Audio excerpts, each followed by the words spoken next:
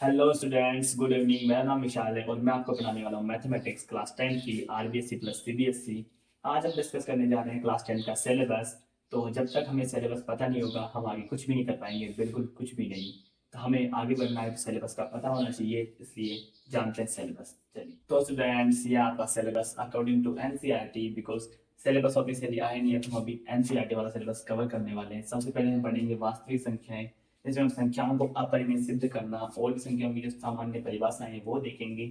उसके बाद हम पढ़ेंगे बहुपद, जिसमें बहुपदों की शून्य क्या होता है और उनके बीच में संबंध क्या होते हैं वो देखने वाले हैं। और उसके बाद हम पढ़ेंगे दो चरण वाले रैखिक समीकरण युग्म, जिनमें हम उनका हल निकालना सीखेंगे ग्राफी विधि से और विलोपन विधि से। और भी कई विधियां हैं, उनसे हम हल निकालेंगे उनका। उसके बाद हम पढ़ेंगे द्विघात समीकरण, जिसे हम क्वाड्रेटिक इक्वेशन कहते हैं, जिसके रूट्स कैसे निकलते हैं, मतलब मूल कैसे निकलते हैं और उनका क्या रिलेशन होता है इक्वेशन के साथ, वो हम देखने वाले हैं।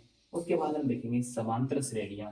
समांतर श्रेणियाँ कोई भी सीरीज कैसे चलती है, उसका हम एन व पर या फिर सभी पदों का योग कैसे निकाल सकते हैं, वो सब हम इस चैप्टर में देखेंगे।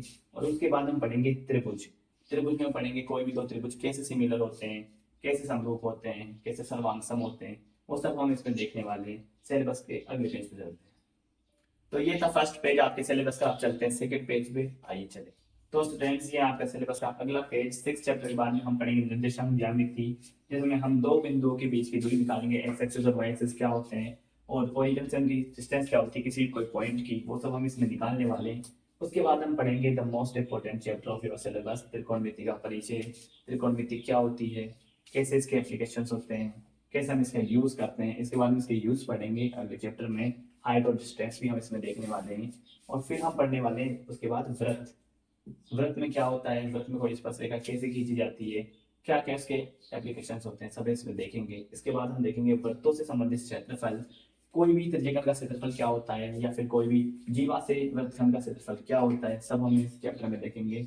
अब चलते हैं आपके अगले पेज की तरफ, जो कि लास्ट पेज है। चलिए स्टूडेंट्स, ये है आपके सिलेबस का आखिरी पेज। हम 12 चैप्टर पढ़ने वाले, पृष्ठीय क्षेत्रफल एवं आयतन। इसमें हम घन, घनाभ और ऐसी आकृतियों के बारे में जानेंगे और उनके क्षेत्रफल निकालेंगे, साथ में आयतन भी।